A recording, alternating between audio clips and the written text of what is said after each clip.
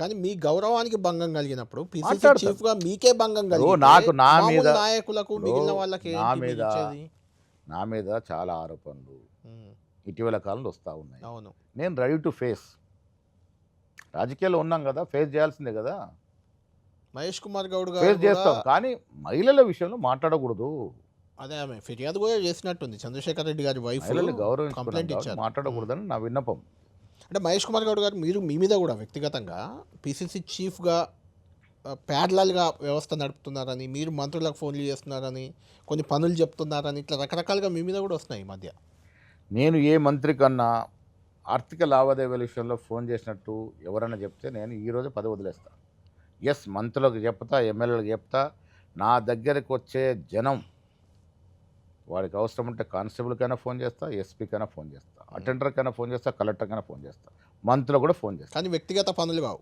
నా వ్యక్తిగత పనులు ఎవరిని అడగను నేను. అంతే. పొద్దున్న లేస్తే నేనుండే 5 బెడ్రూమ్ అపార్ట్మెంట్లో 50 మంది వస్తారు. 5:30, 6 గంటకే వస్తారు. ఎందుకు వస్తారు?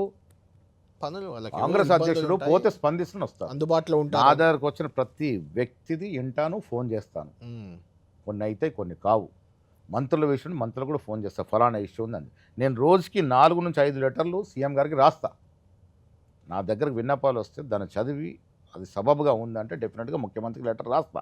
కొన్ని స్పందిస్తారు, కొన్ని స్పందించి ఉంటాయి, అట్లా కొన్ని జట్లంగా ఉంటాయి. అవును. మంత్రులు కూడా చెప్తాను. మా government, I'm the party president. మంత్రులు పార్టీ మంత్రులు కదా, కాంగ్రెస్ గవర్నమెంట్ మంత్రులు. అవును. నేను చాలా సందర్భాల్లో ఏం చెప్తాను, రేవంత్ రెడ్డి గారు కాంగ్రెస్ ముఖ్యమంత్రి అని చెప్తాను. ఎందుకు చెప్తాను? Sir, Congress government ultimately party supreme మాకు చెప్తాను. పీసీ అధ్యక్షుడు నాకు వచ్చిన ప్రతి విషయంలో నేను స్పందిస్తాను, మాట్లాడతాను. మహేష్ గారు ఈ నా మధ్య వ్యక్తిగతంగా నేను 20 నెలలు పీసీ ప్రెసిడెంట్ అయినా. ఉమ్. నేను వ్యక్తిగతంగా ఏదైనా చేసుకున్నాను, ఇక ఫలానా పని చేసుకున్నా అంటే అప్పుడు నేను రెడీ, దానికి చర్చకు సిద్ధం. నేను వచ్చే ఎన్నికలకు కూడా మళ్ళీ అప్పుడు వైఎస్ డిఎస్ లాగా నేను మహేష్ కుమార్ గౌడ్ ఇద్దరం కలిసే ఎన్నికలకు వెళ్తాం. ఈ మధ్య రేవంత్ రెడ్డి గారు చెప్పిన మాట అంటే మీరు మామూలుగా 3 ఏళ్ల టర్మే కదా పీసీసీ చీఫ్ అనేది.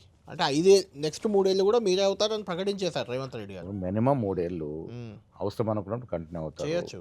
అవసరం లేనప్పుడు ఏఐసిసి ఏ నిర్ణయం అయినా తీసుకోవచ్చు కానీ ఏ బాధ్యత ఆ మేము బాధ్యత ఇద్దరమే సిద్ధం. వెళ్తామని చెప్తున్నారు కదా. కాకపోతే ఉమ్. మాకు ఆ కెమిస్ట్రీ కుదిరింది. ఓకే.